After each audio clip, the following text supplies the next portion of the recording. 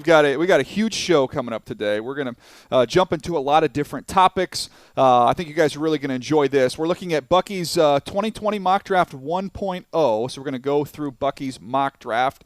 Kind of some things may surprise you a little bit. That's all I'm going to tease that. I think you'll enjoy that. We're going to have a little shake-up, just a little bit there. Have a conversation with Jalen Hurts, the Oklahoma quarterback. Obviously began his career at Alabama. We visited with him at the Senior Bowl, so we're going to chance to share that conversation. And then we'll also dig into my top 50 prospects in this year's draft class. So we've got quite a lot of ground to cover here today, Buck. Yeah, we got a lot to cover, so let's get to it, man. Let's get right to the mock draft. All right, let's jump right in. You mentioned there, Bucky's mock draft 1.0. There's a lot to dig into here. Here we go. With no further ado here, Buck, let's jump in. And the first 2 picks in your mock draft, chalk, right? This is what we all expect. It's what we've expected for quite some time now. The Cincinnati Bengals picking 1, the Washington Redskins picking 2. Who you got them taking? So we're going to make it easy. The Cincinnati Bengals take Joe Burrow from LSU. They get their franchise quarterback, the guy who is, I'm going to call him a hometown hero because he's in close proximity where he grew up to Cincinnati. The Cincinnati Bengals are looking to upgrade the quarterback position. They want someone that can give them a little more spunk than Andy Dalton. Well, Joe Burrow is that guy. When you watched him play at LSU, you saw how he had that magical season as he led them to the national championship. When we've talked about him, quick decision maker, more athletic than most people would give him credit for, big game moxie, toughness, all the intangibles that you look for. It just sounds like he is the right franchise quarterback for the Bengals. Yeah, I'm with you. And when you heard Zach Taylor talking about what he wanted in his quarterback, and he just said, I just want a winner.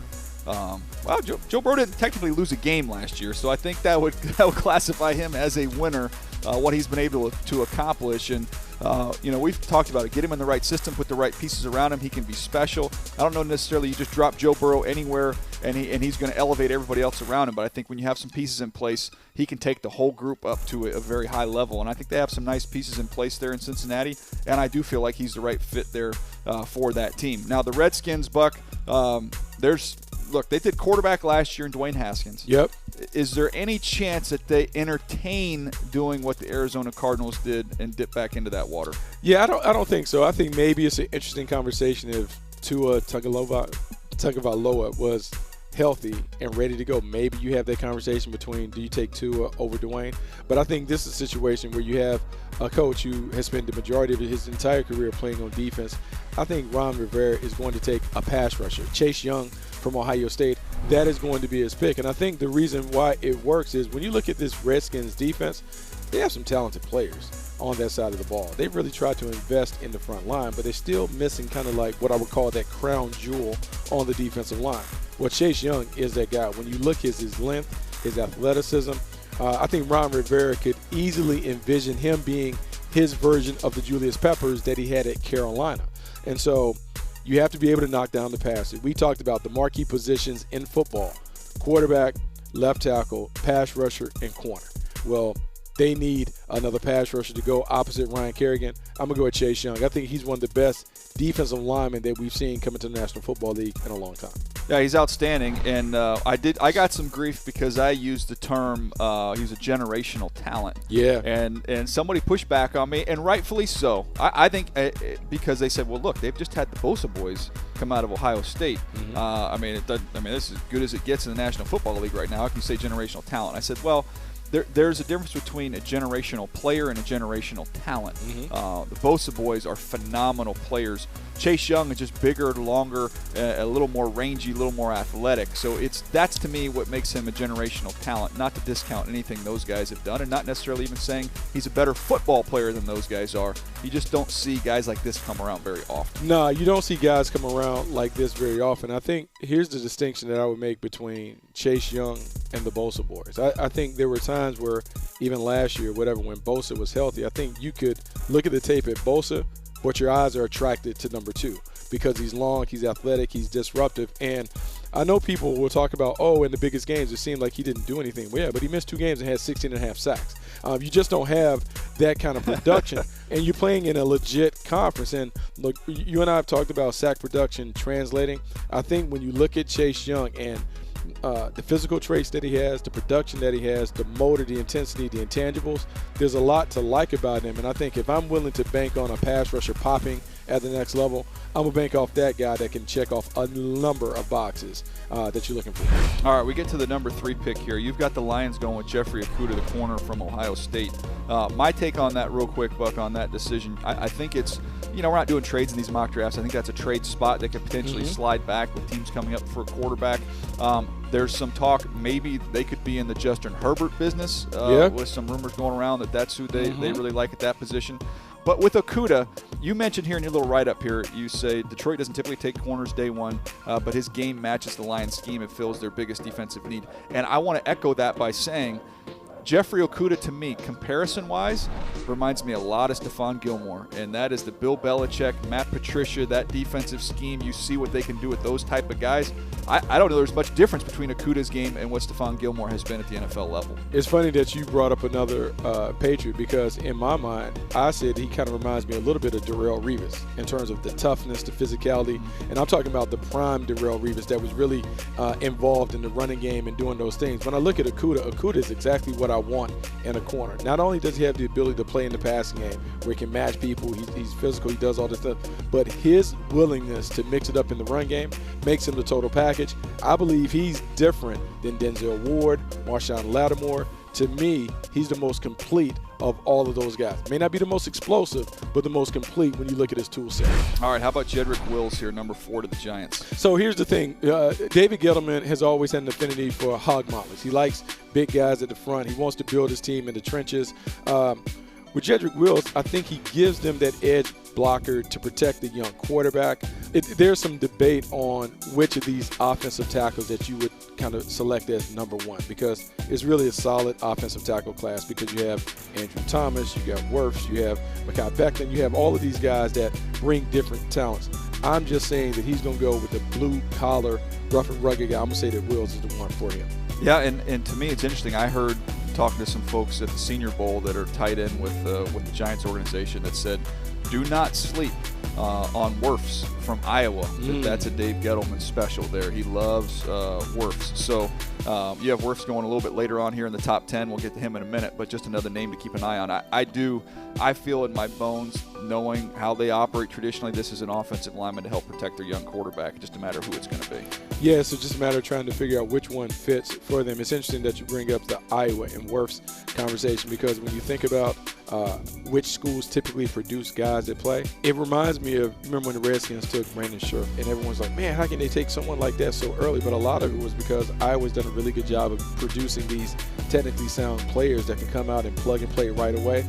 Maybe a conversation that the Giants have, and good thing for us, we have many more iterations of mock drafts to go through. All right, let's get the quarterback corner here, because we've got Dolphins, Chargers, 5 and 6. 2 quarterback spots. Who do you have going where? So I got Tua going to the Miami Dolphins, and then I have Justin Herbert going to the LA Chargers. And I'm going to say the Dolphins have always had their eye on Tua. Tua's kind of the guy, kind of fits the profile. If you think all the way back to when Nick Saban was not able to get the quarterback that he wanted when he was there, which was Drew Brees, well, now the Miami Dolphins may get a guy that has some Drew Brees-like traits.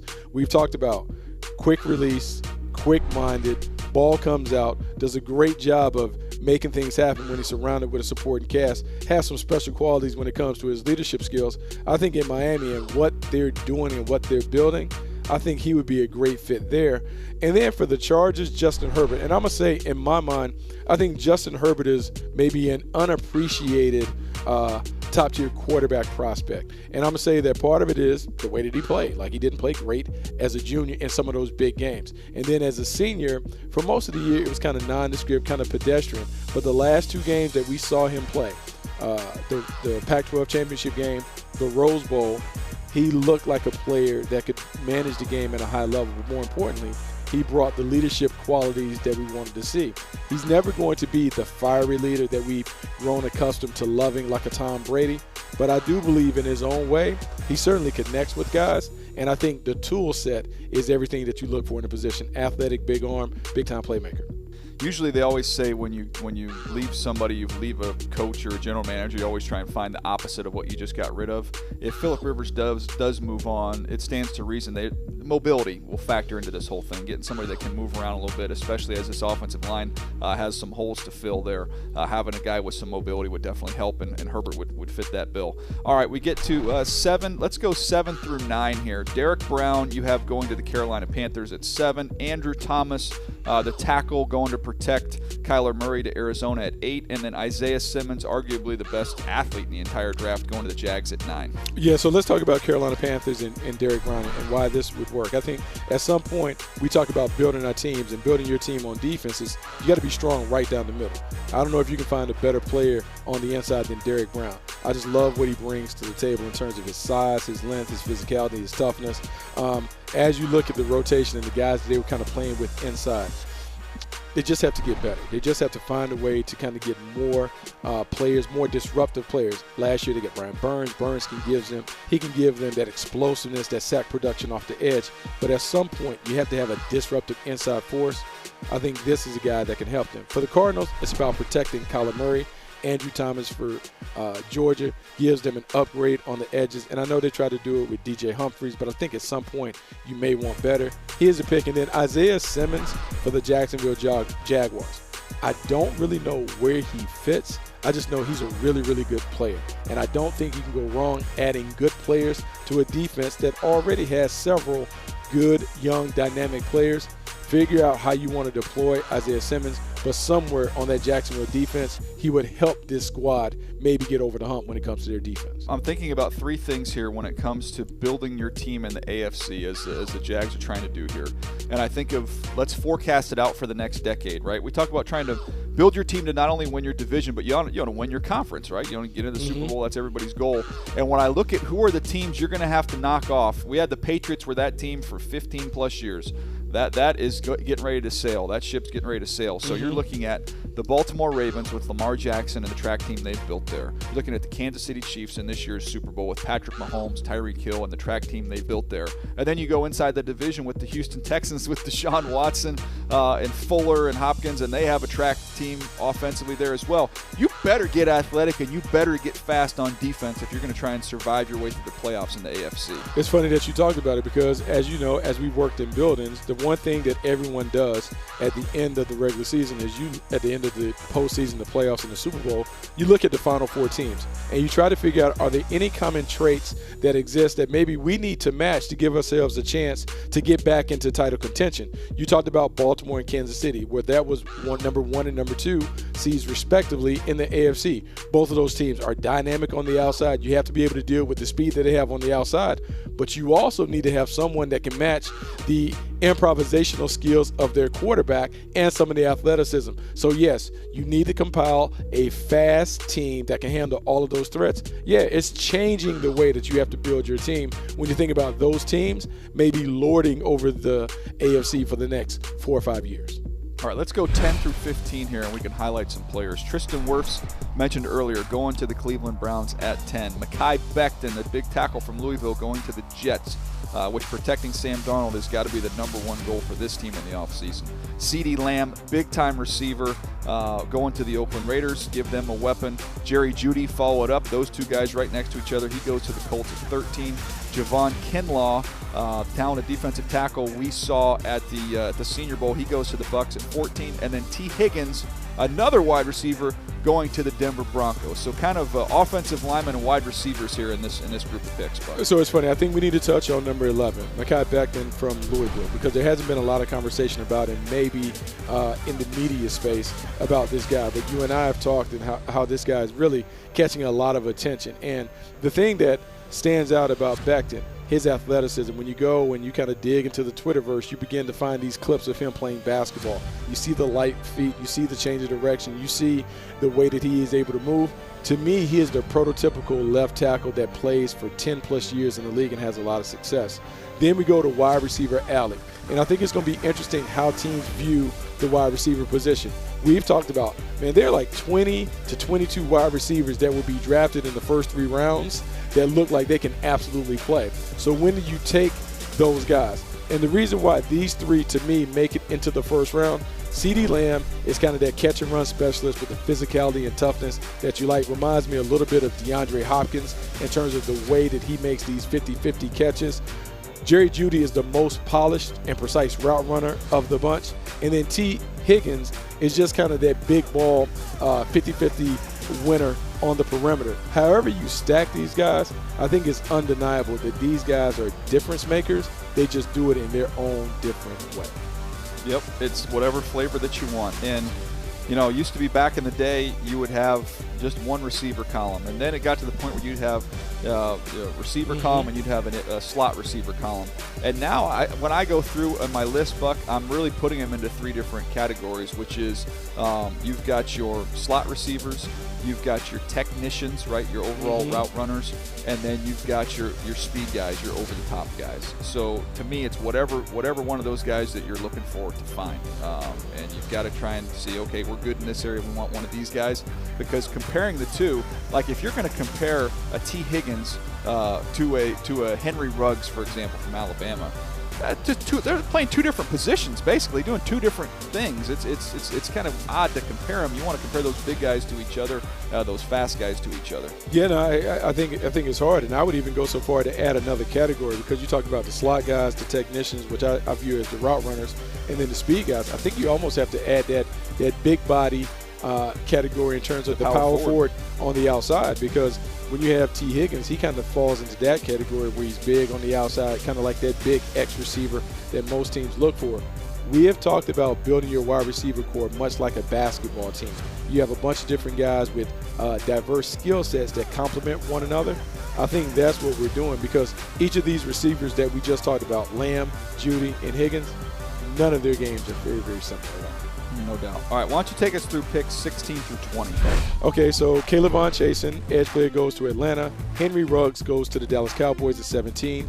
C.J. Henderson, cornerback from Florida, goes to the Miami Dolphins. Kenneth Murray, linebacker from Oklahoma, goes to the Raiders. And at 20, Trayvon Diggs, cornerback from Alabama, goes to the Jacksonville Jaguars. I think the guy that kind of stands out to me is K'Lavon Chasen from LSU.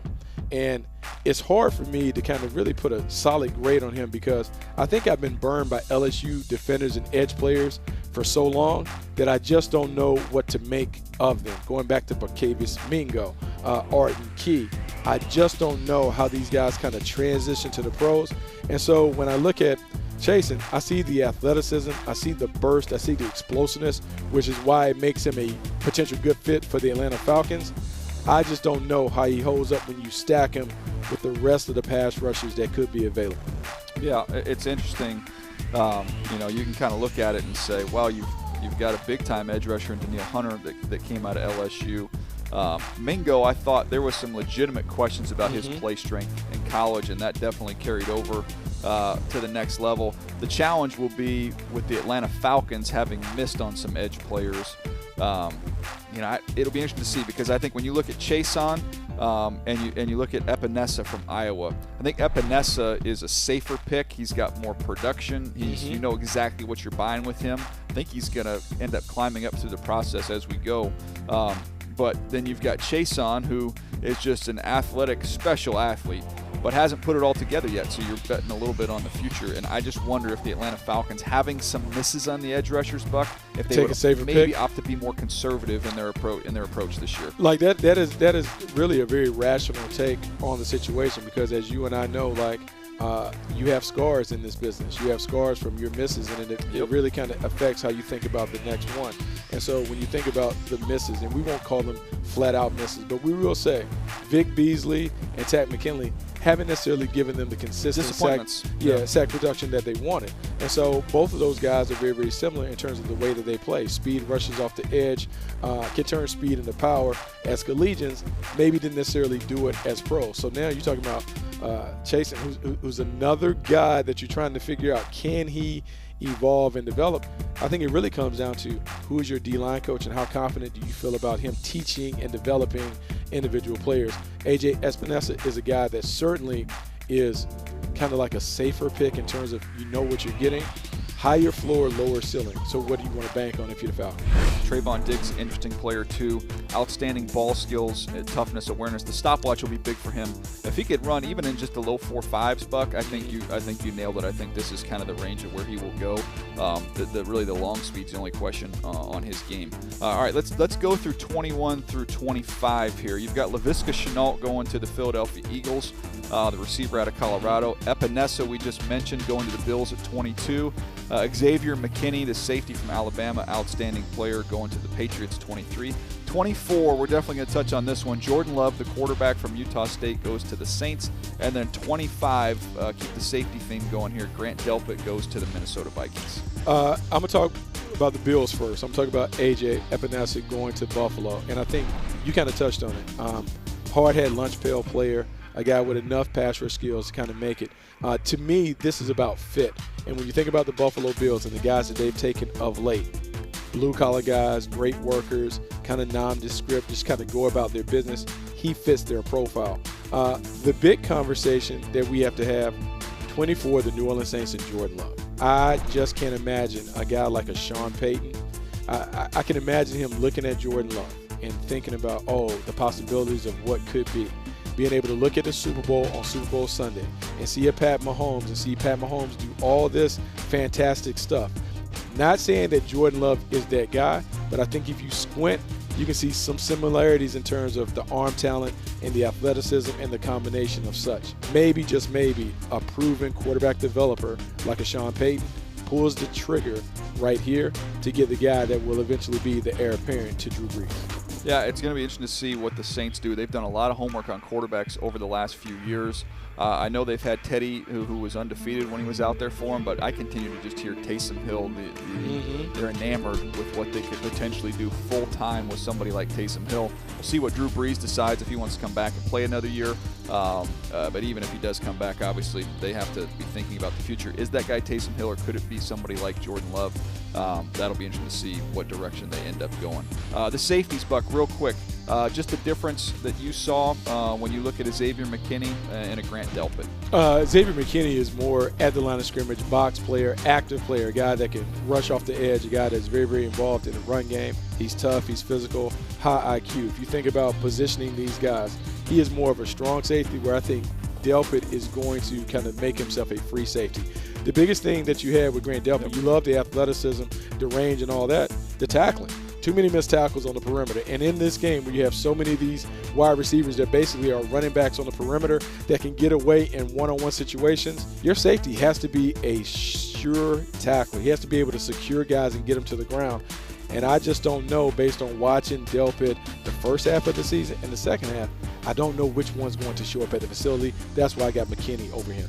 Yeah, I have McKinney over Delpit as a player as well, just more consistent. Delpit had some injuries that definitely factored in this year, but I do think you hit it perfectly. You look at McKinney, he can drop down. I actually had him help with some of the communication down low with the injuries they had at the linebacker position. Very, very good in that area. And then Delpit, I think, can play some over the slot, can play kind of that high safety for you. But two really good players. All right, take us home, Buck. Why don't you take us 26 all the way to the finish line? Here we go. Miami Dolphins, DeAndre Swift, running back from Georgia. The Seattle Seahawks, Yetur Gross-Matos from Penn State. Christian Fulton, cornerback from LSU, going to Baltimore. Marlon Davidson, edge player from Auburn, going to Tennessee. Jalen Reagor, wide receiver from TCU, going to the Packers. At 31, San Francisco 49ers, A.J. Terrell, cornerback from Clemson. And the Kansas City Chiefs, the Super Bowl champions, Curtis Weaver, edge player from Boise State. All right, I want to dig in on a couple of these guys here. First of all, DeAndre Swift. I like this thinking. I'm with you on the Dolphins maybe trying to fix one side of the line, one side of the ball instead of just trying to spread out the resources. I talked to Chris Greer about this at the Senior Bowl, their general manager. I brought up that same topic. I said, when you look at this offseason, is there, you need a lot of things. Is there some thought process to let's just focus on one area and try and fix it? Or is it spreading your resources evenly across the board? And really brought up an insightful answer, Buck, and just said, look, we're going to look at the supply and the demand. We're going to look at, where we think we can get value. And if this is a draft, where you feel like you've got some depth in one position, maybe they'll go in another position early knowing they can swing back and get that other position late. So it wasn't so much offense, defense driven. It's just really, really honing in on value. And I think that makes sense. I think when you're the Miami Dolphins, one, I think you have to like what Brian Flores has started to put into place. I think the culture that he's created, they play hard for him. They may not be the most talented team, but I think they will give you everything they have for 60 minutes. When I look at this offense and I dig down, look, they started to get some production from Devontae Parker. They have Gesicki inside at tight end. At running back, there's a bit of a hole, and so they need some explosiveness. I think Swift would give them that. They still need to fix the offensive line, but you're right. We have talked about in team building, is it better to build up a side and let that side of the ball carry you while you build up the other side? So offensively, if you're going to usher in a new quarterback, well, let's go ahead and get them to pieces so they all can grow together on that side. And maybe in free agency, you have some older players on the other side of the ball that can shore up that defense. We'll see how they elect to go, but I do think it's something that the Miami Dolphins are certainly considering. Hey, let's just build up one side of the team. And a couple more thoughts here. Jalen Reagor can really fly there from TCU. He goes to the Green Bay Packers. I think the Packers, their loss in the postseason, we discussed it, Buck, more firepower. They've got to get some more weapons around Aaron Rodgers. Reagor will give him that. A.J. Terrell from Clemson, tall, long, athletic corner. You mentioned eventual successor there, potentially to a guy like Richard Sherman. And then Curtis Weaver to the Chiefs. Classic case, bad body, good player, right? Just a little bit, not the most chiseled frame you're ever going to see. Yeah. But a little bit of, he's got a little fleshy. I'll use that word, fleshy, scouting term there. But when you watch him come off the edge, he's just got a little wiggle. He's got a great feel at the top of his rush. He's a good finisher. Man, he's a very, very good player, DJ. When you watch him, I mean, he set the Mountain West record for sacks. He broke Jerry Hughes' old mark. Finished with 34.5 sacks during his time at Boise State. And what I like about him, man, I love the motor. I love the first step quickness. He pounces off the ball like a cat. And you're right. It is not the best body. I mean, he's a little cookie doughy when you kind of watch him in the middle. But you have to kind of ignore that and watch the player. And we've talked about, like, the speed that you want to have. His explosiveness off the ball is a problem. He is very, very disruptive. And of late, Boise has produced some pretty good pros. I'm a bank on him being a really, really good pro down the line. I like that pick, Buck. That was an outstanding 1.0 mock draft for Bucky Brooks. Well done, my friend. Nicely done. A lot of work. All right, Buck. Well, there it is, 1.0. I don't know how many more of these things you got to do, bud. We got what? I'm four sure, more of these before we wrap up mock draft season. Yeah, I think I probably end up with 4 or 5. We love mock drafts over here at NFL.com, so we're gonna keep dropping them in. Yeah, no doubt. That was a fun one, man. Enjoyed going through the first round. It's a great exercise. I know, man, you can find mock drafts everywhere, but I would encourage everybody to check out NFL.com where we have all of our mock drafts. Bucky, myself, Lance Zierlein, Chad Ryder. There's a mock draft. If you like mock drafts, we've got you covered there. All right, Buck, I mentioned it earlier. One of the most intriguing players in this year's draft class is Oklahoma quarterback Jalen Hurts. Someone who's very athletic. He's got a big arm. We saw him have success, then go through some rough times there at Alabama. Was replaced by Tua Tagovailoa. Ends up transferring there to Oklahoma. Has a big year for Lincoln Riley. One of the most interesting guys in this draft class. We enjoyed catching up with him in this conversation. Now it's time for Road to Vegas, presented by Caesars Entertainment, an official host of the 2020 NFL Draft. Jalen, first of all, thanks so much for taking some time for us today. It's great to see you again, man. I guess I just asked, how would you summarize your year at Norman? I just being able to go play for Coach Riley and even Coach Saban, talk about the two of the best, the best of the best, playing for them, being able to pick their brains and learn so much and help two programs and help myself as well. I think it's been all great.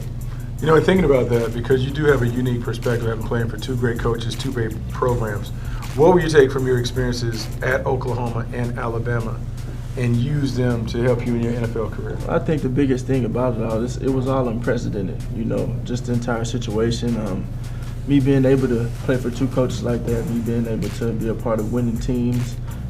Both programs were very accepting of my leadership and what I brought to the table. So everything in this business, everything we do, it's earned, not given. And I'm appreciative of the opportunity to play with all the players that I've played with both coaches. We were just talking before we started here. I've had a chance to visit with you a couple times. I know Bucky's been around even more. The word that I always come up with every conversation we have is unsatisfied. It seems like you have whatever expectations are on the outside of yourself, yours internally are much higher. Right. Where does that come from? You know, it's just the will to win, and I think, you know, enough is never enough. I truly believe that all the time, and there's always more. I try to always get more out of myself, more out of my teammates, and just challenge myself every day to be the best version of myself. You know, and thinking about that, because what you took on this year was unique because your graduate transfer coming into a program that is won at a high level, but you obviously had won national championships. How do you try and take that Alabama experience and help your Oklahoma teammates kind of understand what it took to win? I think the biggest deal is understanding the different experiences and learning from those things. You know, you got to be able to apply your past to your future and learn from the goods and the bads of what you experience. So I definitely think all of those things has brought me wisdom, and that wisdom is something I can share through leadership with my teammates, whomever that is, and just help the team win, you know, from a mentality standpoint, how we work and how we go about our business. Describe Tua Tagovailoa and just what he brings to the table. Yeah, man, Tua, a good friend of mine. I have a lot of respect for him and all the things that he's done. You know, we've had a great relationship this far, and we'll continue to have that. You know, that'll never go away. Even when I left to go to Oklahoma, the relationship we had, we still staying in touch, chopping up about the games, and just I mean, he's a great player. You know, a lot of love for him. This is the last question. I'm going to get you on another tricky one. All right, you passed on my first tricky one, but this is my last tricky one here. Coach Saban, the reputation, obviously, the disciplinarian, hard-nosed. So I want you to give me another side of Coach Saban, an example of maybe where there's a kinder, gentler side to Coach that maybe people don't know. And then on the other side, Lincoln Riley, you know, so much credit for the creativity and you know, just how fun he makes that whole thing go at Oklahoma, but maybe a more serious side of him, just kind of the opposite of what the perception is of those two guys. Yeah, you know, you never know, and you know, on the outside looking in, you truly don't know what's what.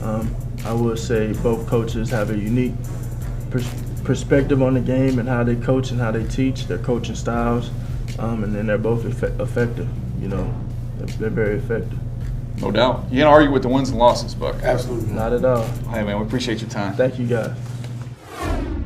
That was Road to Vegas, presented by Caesars Entertainment, an official host of the 2020 NFL Draft. Buck, maturity, that would be the word I would say, you know, taken away from that conversation with Jalen Hurts, just how mature he is. Yeah, very mature. He's used to being in the spotlight. He is certainly used to being the face of a winning program, winning franchise. Obviously, haven't done it for two, Alabama, then Oklahoma after that. I think if you buy into Jalen Hurts as the player, I think what you're getting a guy who is ready to assume the role of being kind of the CEO of the program.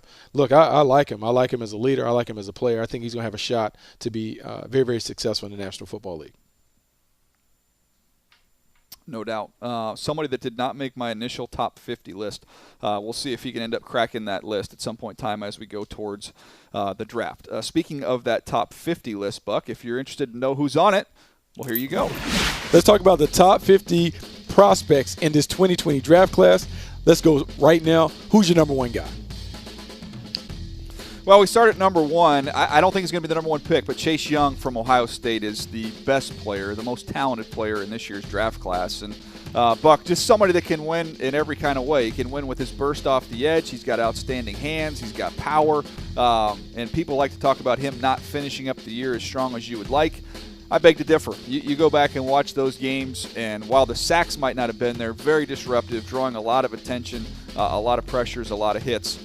Chase Young, to me, is the best player in this draft. It's interesting because in looking at your list, there's 6 edge rushers that are included in the top 50. Everyone knows about Chason and A.J. Espinosa and Marlon Davidson, but there are 2 other guys. They kind of came on, and they kind of came on well at the Senior Bowl. Bradley Anae and Terrell Lewis. Why do you like those guys? Yeah, you start Bradley Anae, who's my 48th player, was dominant there at the Senior Bowl and was really more of what you've seen when you study him there at Utah. When they're going up against good competition, you know, you watch him against USC. They got a fine tackle there in Austin Jackson. He performed very well against him. It's all his hands, Buck. He's quick. He's not the most explosive guy in the world, but he's very quick. He's got great hands, and he knows how to finish as an edge rusher. The production backs that up with Bradley Anae, and was really, truthfully, the most dominant player in the Senior Bowl game. So really finished it up on a strong note. And then you look at Terrell Lewis.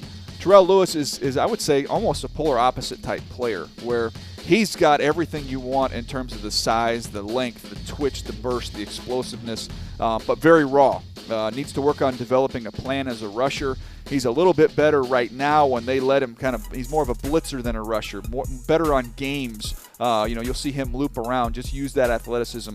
Has some work to do to refine his hands, but you do see flashes of that speed, the power that he possesses. Obviously the length is a huge deal there. So he, to me, is hanging on there at the back end of the top 50.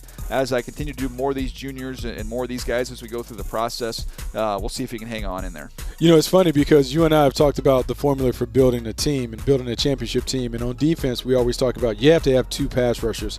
Normally, most people think, hey, it's 2 edge rushers coming off opposite sides. But of late, we've seen an outside guy and an inside guy.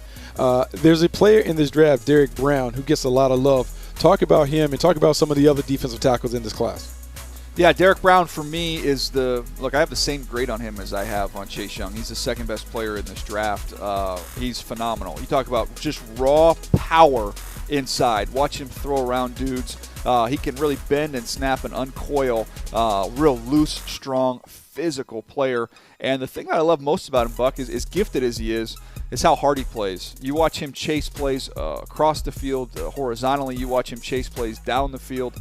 Does not take snaps off, and just a consistently dominant player. So that to me is why I have him as the second best player in this draft class. Look, I believe toughness and energy, effort, I think those are traits. Those are things that we certainly look for in disruptive players. There are a couple other guys, Javon Kinlaw, Ross Blacklock, guys that we both have talked about on podcasts before. We like those guys. But Neville Gallimore, and then there's another player, a mystery player that I want you to talk about at the defensive tackle spot. Talk about those guys.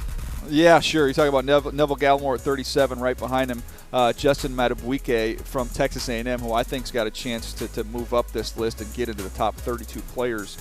Both guys really, really twitched up, real explosive players. Madubuike probably a little more play strength than Gallimore. These guys, I want guys that can play on the other side of the line of scrimmage. Do it with some knockback, which both these guys have, but really the ability to get on an edge of a blocker and get upfield and penetrate. They can do that extremely well. You mentioned Kinlaw and Blacklock. Kinlaw dominated at the Senior Bowl when he was down there before he exited after a couple days, but they couldn't block him. His length was a major, major asset in the inside. And then Blacklock, he's had some injuries, had an Achilles earlier on in his career, but this year when you watch the tape, one of my favorite players, just because I like to watch the tape and I like to see the get off. I want to freeze it each and every snap, and he is ahead of everybody on that front each and every snap. Tremendous get off, tremendous burst. I know you have to like the way that we started this. We've always talked about defense wins championships, but really franchise quarterbacks are what give you an opportunity to get into the tournament and really to go far in the tournament. So let's turn our attention to the quarterbacks, and everyone wants to know, what do you feel about Joe Burrow? Is Joe Burrow the franchise quarterback in this draft? I think so. I have him as the top quarterback, my number 3 overall player, and you will not find a better season. Obviously, statistically, you throw 60 touchdowns. It is what it is. But when you watch him each and every game, Buck, there aren't bad games. There's very few bad moments with Joe Burrow, and it's working through progressions, getting the ball out on time, pocket awareness, pocket feel, being able to climb and move inside the pocket, and then knowing when there's a lane that opens up and taking it with your athletic ability. He does not have the huge arm, and I know people will look at the 1 year of production, but when you look at him having a chance to operate in a system that fits him, which is important, I don't necessarily think you drop Joe Burrow into any offense and think he's going to be wildly successful. You got to have a system that fits him. But man, you saw it with Joe Brady coming from that Sean Payton system with the New Orleans Saints, and he executed it beautifully. And to me, Buck, I think he's a safe pick, provided you know how to use him and put him in the right system, because decision-making accuracy, poise, off the charts. It really off the charts, and this would be a great conversation and debate to have if Tua was healthy and we could see which guy was really the number 1 guy, but he's not healthy. So we won't talk about Tua in this, but I do believe there are a couple other guys that are worth talking about. We have Jordan Love, Justin Herbert, Jacob Eason, and Jake Fromm in your top 50. The conversation, I believe, is the Jordan Love, Justin Herbert conversation. We just are coming off a week where we saw those guys in the Senior Bowl. How would you rank them? How would you stack those 2 players? Well, right now, as you see on the list here, I've got Jordan Love 1 spot over Herbert. Now, I think if you go off the Senior Bowl, what we saw down there for that week, I think Justin Herbert had a more consistent week. I'd phrase it this way. Justin Herbert has a higher floor. Love has a higher ceiling. So with Love, you get a little more variance. The first day of practice down there wasn't great. Then you saw him put up 2 really, really impressive days. Justin Herbert, steady Eddie all through the week, a real solid game as well. I thought that was kind of indicative of what you saw from these guys on tape. Now, if you go back and watch Jordan Love in 2018 under a different coaching staff with more talent around him, to me, I think that slants more favorably in his direction. So that's the challenge, sorting these 2 guys out, trying to explain the poor season statistically for Jordan Love this year, and then trying to figure out what you have with a big-time quarterback there at Herbert, who is just very, very consistent and steady. Necessarily, how high is the upside? That's the debate to have. Look, it's a lot.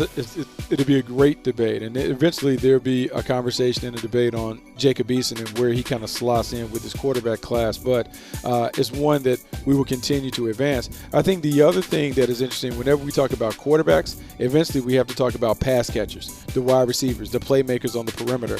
There are a number of guys, 9, that you have included in your top 50. Who is the best wide receiver in your estimation in this class? Well, I still think it's a 3-man race and have more work to do on these guys. But the way I stacked it up right now, CeeDee Lamb, followed by Jerry Jeudy, and then Henry Ruggs, the explosive receiver from Alabama, Jerry Judy's teammate there. But when you go through those top 3 guys, CeeDee Lamb, Buck, the physicality, what he does after the catch, his ability to fight and compete for the ball down the field, those 50-50 balls down in the red zone as well.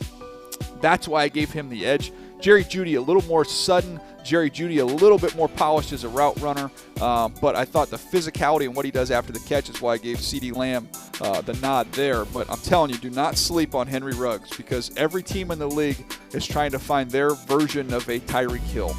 Somebody that's just, can score from anywhere on the field, can get over the top of coverage. You can also just flip the ball out to him in the flat and watch him go. We get to the combine, Buck. He's going to put on a show. I don't know what the third number is going to be, but I know what the first 2 numbers are going to be. It's going to be 4-2 something, and that is going to be fun to watch. It's funny because we talk about speed, and you mentioned the top 3 guys: Lamb, Jeudy, Ruggs. Justin Jefferson is in there. Brandon Ayuk, who we both talked about being a special player. But there's some other guys that are also worthy of mentioning. Who are some of the other guys that we should talk about when it comes to this wide receiver class, earning the distinction of being in your top 50? Yeah, Laviska Shenault from Colorado, who's one of the best overall athletes in this draft class. He plays some Wildcat quarterback. You can get him on some fly sweeps. Still developing as a route runner, but big, physical, and fast. And then you go to 29 with T. Higgins, who is the acrobatic, play above the rim X-receiver that teams are looking for. It's just a real smooth, easy mover. Not as sudden or quite as twitched up as some of these other guys, but definitely that power forward a lot of teams are looking for. Hamler from Penn State. KJ Hamler, big time speed. Has some drops. You got to get comfortable with that. But he, again, can be your gadget guy, fly sweeps, get vertical down the field. And then finally, you get Michael Pittman there from USC. Big, strong, aggressive, physical, 50-50 balls. I'd put him up with anybody in this entire draft class. That's what he does. Not going to get as much separation as some of these other guys, Buck, but third down, red zone, that size and physicality plays. Yeah, it does play. You talk about the physicality, and you also alluded to some of the running skills that some of these guys have. Let's move on to the running back position. It's one of those tricky positions when it comes to draft day. Some people prefer to get their running backs late. Some people get them early. When you look at this class, what do you think and who do you like? I think it's a really good group. And you start with my top guy there with DeAndre Swift, who is a top 15 player in my opinion. We'll see where he slots in the draft. But 3-down guy, can block, can catch, runs with power inside. He's got enough juice to hit the edge and hit some home runs for you as well. I think he's an outstanding prospect. J.K. Dobbins, I know the last image for some folks is him dropping a couple passes in that playoff game against Clemson. But somebody that's really instinctive, very physical, always fighting for extra yards, and I do think is better in the passing game than what we saw in that Clemson affair. Jonathan Taylor from Wisconsin has some fumble issues, Buck, but big-time speed-power combination. I think one-cut schemes are going to love him. Get your foot in the ground and go. You'll see that burst play. And then Clyde Edwards-Helaire from LSU. He might be, while he's not my top running back, he might be my favorite to watch because third down, his ability to deploy. You can use him in the backfield, you can put him in the slot, you can split him out wide, watch him run routes, separate, get open, and just refuses to go down on that initial contact. He's one, Buck, as I continue to do more tape and study these guys, he's somebody I would expect is going to move up as we go through the process. Well, there are plenty of guys that are moving up as we move our attention towards the offensive line. There's a guy, Mekhi Becton from Louisville, who is beginning to get a lot of attention and a lot of love. You've certainly shown him some love by putting him within the top 10 of your list. Why? Yeah, big, physical, strong, athletic. He's just a rare package when you look at his size and his ability to move. Just swallows up pass rushers, and then the run game, it's just one knockdown after another. Just so physical, so strong, and so tough. He's a difference maker. You think back to Bryant McKinney, the career he had. I think Mekhi Becton is a similar player, I think even with more upside than somebody like Big McKinney. Jedrick Wills, followed up by Tristan Wirfs. Both those guys, really, really solid, strong players. Wills is in the discussion to me to be the top tackle in the draft. Wirfs, I like him potentially kicking inside and being a guard at the next level. I think he could be an all-pro level guard. Some teams have him a tackle. I like him inside. And then when you look at the rest of the guys there in the top 50, Andrew Thomas from Georgia, big, strong, very, very nimble for a guy with his physique. I'd like to see him maybe lean up a little bit and just stay off the ground, Buck. He's on the ground a little bit too much. That's his issue. Austin Jackson from USC, talented. Very athletic, just needs to get a little stronger. Very talented. And then Cesar Ruiz as a center there from Michigan. Just a steady Eddie. Know exactly what you're getting from him. So we spent time talking about building up the trenches on both sides of the ball, but you and I both have an affinity for the guys that play in space on the defense side of the ball. Let's talk about these corners. Let's talk about the guys that can really lock up and match up. Is there anyone here that you believe is a top 5 player at cornerback? Yeah, absolutely. I think Jeffrey Okudah is an outstanding player, and you're looking for comparisons. Who does he remind you of? I think you look at Jalen Ramsey when he entered the draft. I think there's a lot of similarities there. If you look and you watch the New England Patriots this year and you see Stephon Gilmore, he reminds me a lot of Gilmore when he was coming out of South Carolina. These are elite special players, size, length, explosiveness, awareness, toughness.